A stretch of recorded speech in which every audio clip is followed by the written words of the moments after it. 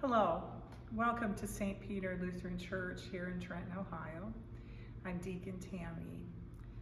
As we enter into this season of Lent, we invite you to pause each week and reflect with us on your relationship with Christ and on the journey we walk together. This year, we will be reflecting on the table, inviting Jesus to the table, the meals that we eat, the time of fellowship gathered around the table and celebrations and family time, what that means for us in relationship to God. Today we have Bev, one of our members here at Trenton, who will be sharing a reflection about what table means to her in that invitation. Thank you, Tina.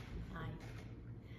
You know, when I think about Sundays growing up, it always included full dinners at our house after church. Like a lot of you, I grew up living in only one house, the house my mom and dad lived in until their deaths. This was a very modest house with one bathroom and 2 bedrooms, or sometimes 3.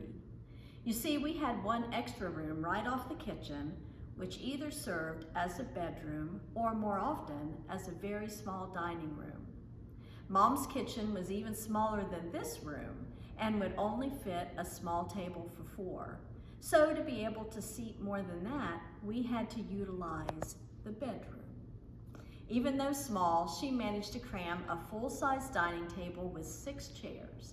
As we were growing up, that fit us all fine, and even had room for the occasional guest. As we grew up and married, we still continued the tradition of going to Mom and Dad's for dinner after church, but as the crowd began to grow, our elbow room shrank. When children were thrown into the mix, we had to hunt up extra chairs, TV trays, and even the piano bench for places to sit. And heaven forbid we forget to let the people sitting in the back not get in first. Many times that would mean everyone out and go back in order. And let's just say bathroom breaks were a challenge. Mom used to joke that we couldn't have any more children because the dining room was full.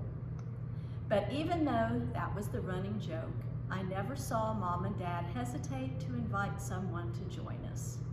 Our food was never fancy, just usually a roast, some potatoes, a veggie or 2, and a Pepperidge Farm cake for dessert. But that never mattered.